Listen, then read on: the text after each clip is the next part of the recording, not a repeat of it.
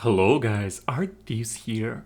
This is the first video of my new tutorial series that will cover modeling, unwrapping and texturing the Stylized Mechanical Bird in 3ds Max, Reason and Substance Painter. This part will only cover the process of modeling. Here I am showing some basic ideas for modeling a simple bird. I don't optimize it completely and I don't even bake it, leaving it as it is, so it has about 10k polygons. Just as usual, I won't be narrating the whole modeling video, but I'll comment on all crucial parts of it as it starts. My model consists of two parts, the bird itself and its eye lenses that are detached from it for transparency purposes. One more thing to consider when making a spline that will define the shape of the beak is the fact that you don't want to put some side vertices really close to each other the way I did it. It may lead to Z-fighting in some cases. Also, you can always bake a more advanced beak shape to a low-poly retopologized beak. I model the beak by using a spline and a loft modifier. Then I create the head from a simple sphere, retopologize it without a retopo, apply symmetry to it, and finally edit its half so that its beak opening has the same amount of edges as the beak itself. Make sure to position the pivot point of your spline shape properly so that the beak doesn't get deformed. I make eyes separately from the head and use the Object Paint tool and some manual editing to place them into corresponding cavities. I also put in some lenses right away. Make sure to make them bigger than those cavities so that they intersect properly. It may help you to avoid Z-fighting later on.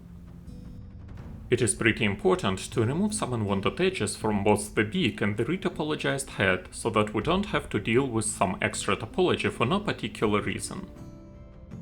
I also try to remove unwanted poles and angles as soon as I see them.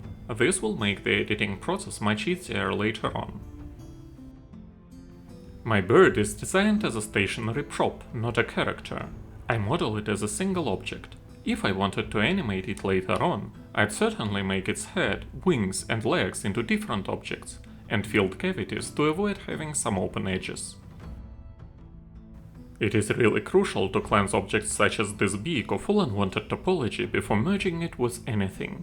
You can ignore this step completely if you are optimizing your model properly and retopologizing it at some point. I create the sharp tip of the beak by simply adding some extra edge loops and then using a ring select to select each second edge. Then I collapse it and repeat the whole process till the moment when the tip only has 5 or less edges. To move some beak parts the way I want it, I switch between word and local coordinates systems. It is always better to thin out the topology of the beak before actually closing it by modeling its tip. Obviously, it's much easier to attach a symmetrical beak to a symmetrical spheric head. I apply auto retopo to the head several times and see the amount of polygons I get, multiply it by 2, and then thin the poly count to get the matching result, to merge eye cavities and the beak. The auto retopo method makes the job so much easier. Its main weakness revolves around the fact that we have to thin ahead. For once we get the shape we need, it will be really hard to add another cavity. I use the FFD modifier to adjust the shape of the head slightly. You can obviously retopologize the beak the same way and add some vertical curve to it if you so desire. As you can see, I am modeling this bird without a reference image or even an initial blockout. This is actually never a good way to do things, because sometimes you have to model some parts the way they are easily attached to other parts, so you have to do a lot of planning. Make sure to not to overextend with the poly count created by auto retopo. This is especially important for eye and neck cavities. If your poly count goes too high, you can simply reduce the amount of side edges by selecting each second edge and collapsing them. Next steps are pretty easy. I apply symmetry to the bird's head, remove poles and angles, embed eyes and eye lenses, and finally attach the beak by modifying the head the way its beak opening has the same amount of edges as the beak itself. I'll stop narrating this part here. You can see an improvised table of contents in the video description and also the comment section below. There will be some more voice comments further on in this video. I'll make them at the start of each section. If my videos are of use to you, be my guest and subscribe to my channel for more simple stylized content.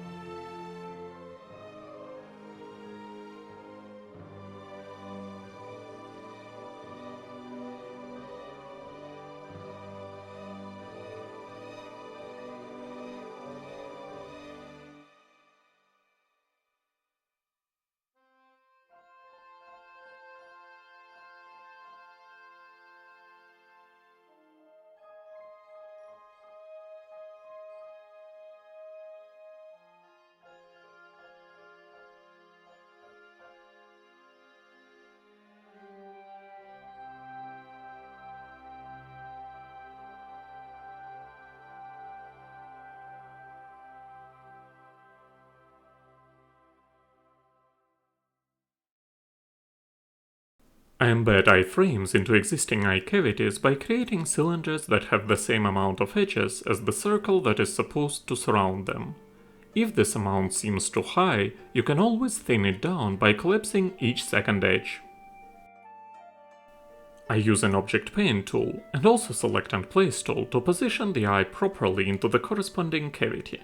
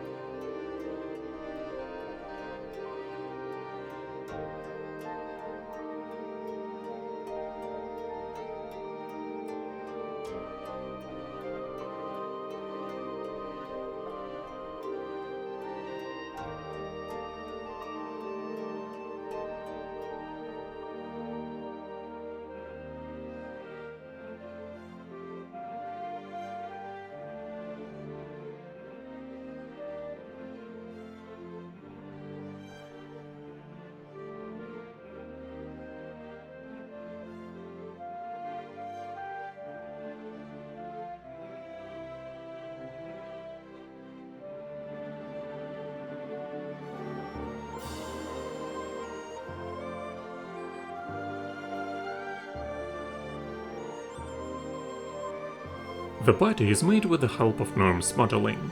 I set the amount of iterations to 2 and make a simple block out of the body shape. Then I probably out some wing attachment points. It is always easier to work on the half of the model and then simply add the symmetry tool. I've made a mistake here by not blocking out the bird's legs. It turned out to be an annoying problem, so I've recorded a process of fixing it for you to see.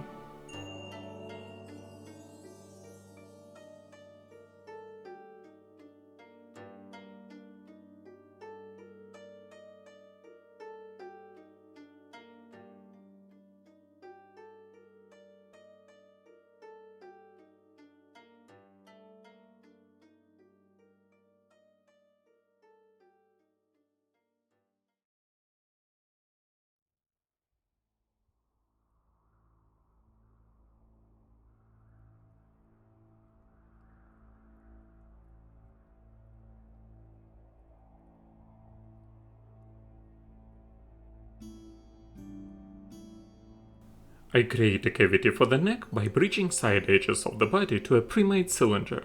Then I thin out the topology on the head side in order to make it match the amount of edges on shoulders side.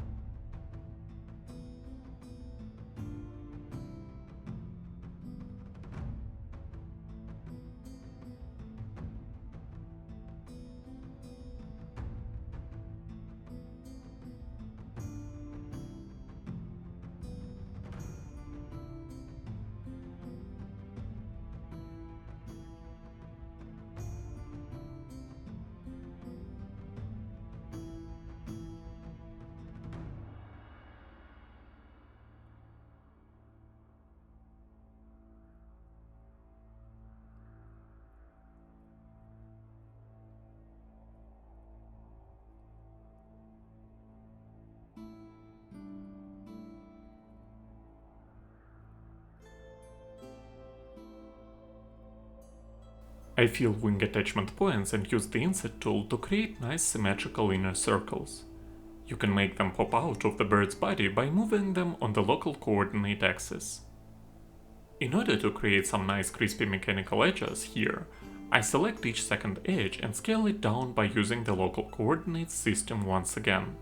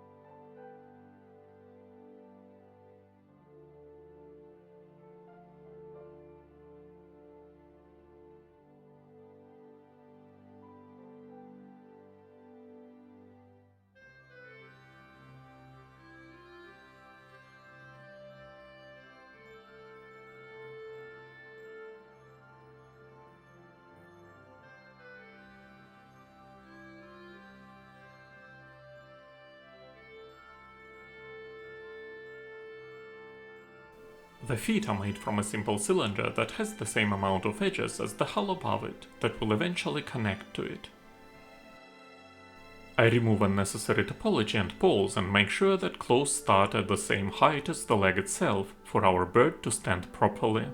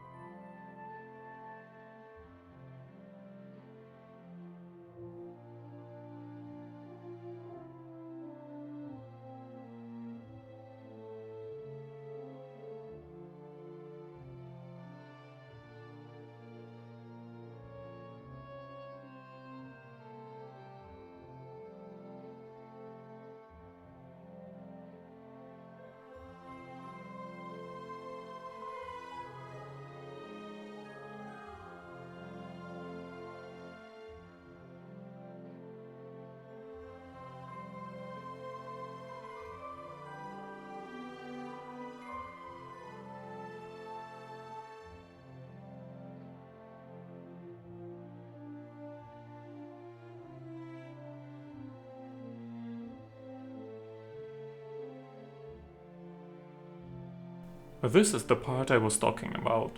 I've made a mistake here by cutting out leg cavities in the wrong spot.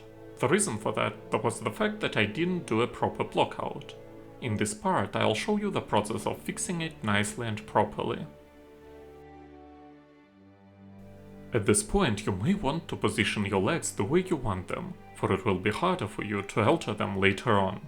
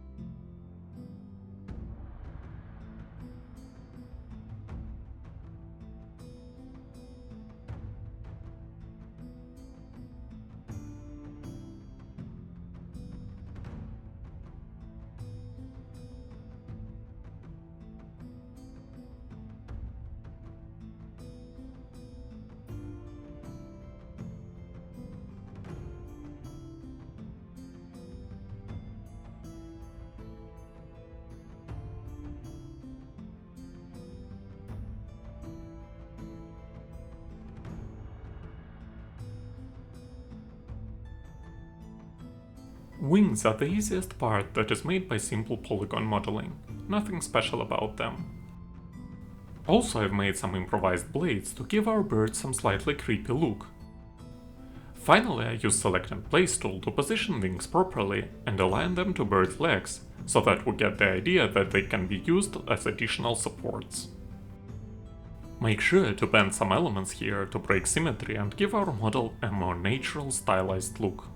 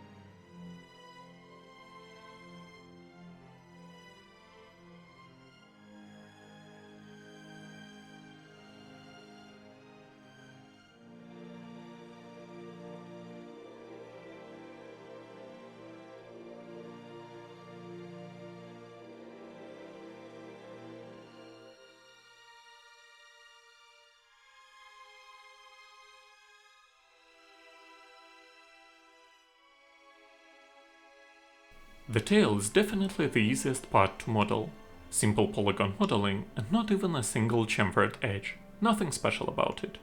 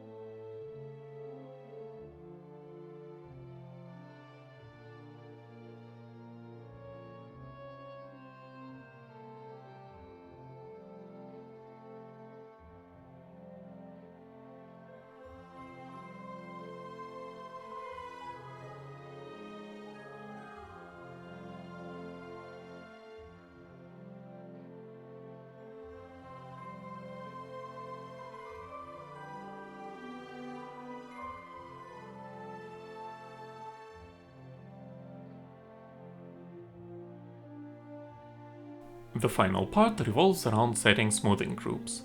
Normally you want your model as smooth as possible for the sake of baking, but since I don't bake, I highlight everything that has to be highlighted. I also run some checks by using the 3ds Max X View tool to find some open edges, overlapping or isolated vertices. And this is it. I'll stop narrating completely at this point. Thanks for watching, guys. If my videos are of use to you, be my guest and subscribe to my channel, and most importantly, have a great day.